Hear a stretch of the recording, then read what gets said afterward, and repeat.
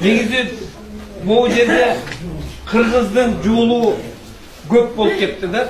Ар кандай коомдор бар. Ар кандай коомдордун пикири келишпегендиктер бар.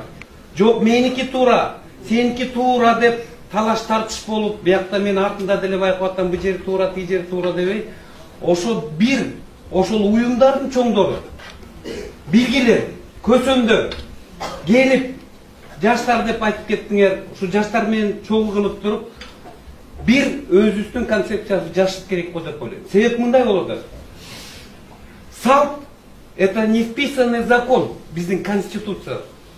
Салтту өзүбүздүн салтыбызды таануу деп мектептерге, бала бакчаларга киргизиш керек. Түп тамырдагы өзөгүбүздөгү жаңы өсүп келаткан муунду тарбиялабасак, үстүңкү муун ошого баратабыз. Себептен бул спираль ойгонду. Жаңы доорго кеттик да. Кайсы эме? Биз эмес, мына Казакстан, Россия бизден астыга чыгып кетти. Кокуй өзүбүздүн түбүбүздөгү тегибизди албасак, ыргагы бузулду деп. Библия бузулду, Куран бузулган эч агылы. Бири-бири менен окшоп.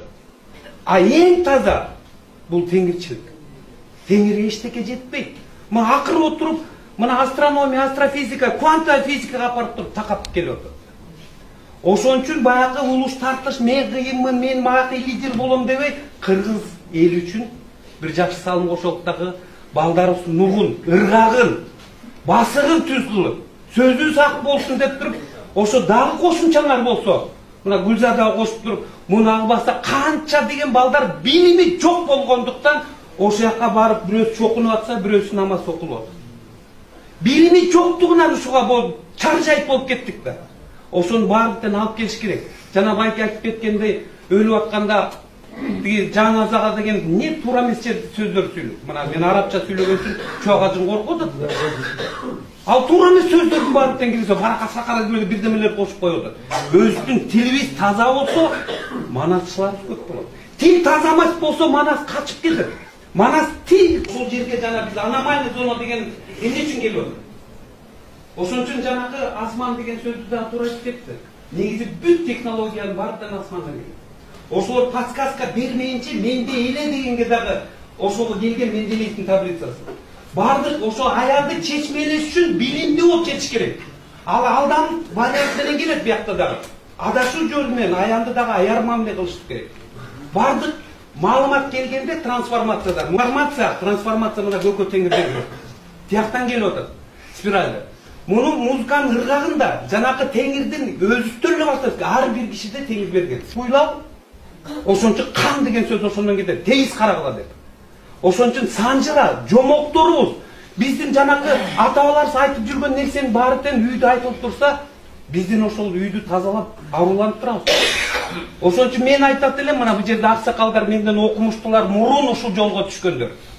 Ошолор түздөп, бирибизге бир агым кошпосок, антпесе мындай болуп калды да, чындыгында эле салт бул динден бийик турат. Туурабы?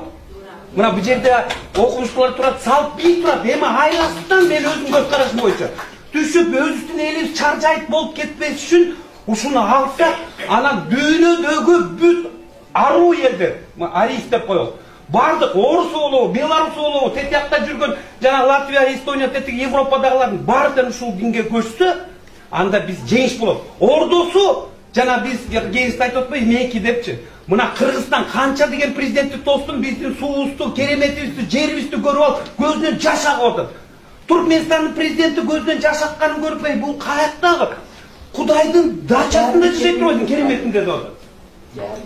Мына карагылачы, ошон үчүн кыргыз ойгонолуктагы бир жолго түшөрүңүз, агымыбыз түз болсун.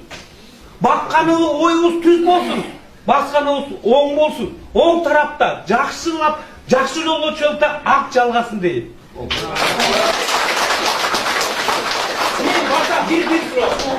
Эми дагы бир нерсе. Бул жерин айтып коеюн. Бул жерде толуп калды. Эгерде бизде телевидение, радиобуз болбосо, биз жеңилебиз. Телевидение, радиону ачыш керек. Ана бул жерде азыр ас эле да, бул башаты болуп атат да азыр. Ойгонуп атат бардык элдерчи. Ошон үчүн биздин бизнесмендер болсун арабызда. Бай болсун, жашоосун оңдосун деп атат Кудай Таалабыз. Элибиздин элге касиет орносун деп атат. Ошон үчүн телерадиобуз болсо, ошондо санжыран айткан кишилер бар. Бу тарыхты таза айткандар бар. Ошону көбүрөөк берсек, монтип камчылата берсек, ошол соңолот. Кийин эли соңолот. Эгер телевидение, радиобуз жок болсо, биз жеңилебиз. Курултайды өткөзө беребиз. А бирок максалык маалыматка жетпейт. Өзүбүздүн монда камера отпойт. Бир телевидение эмес. Ошо Бишкектин өзү болобу, ар бир дубанда, ар бир жерде ошо теңирчинен бир телерадио компаниясы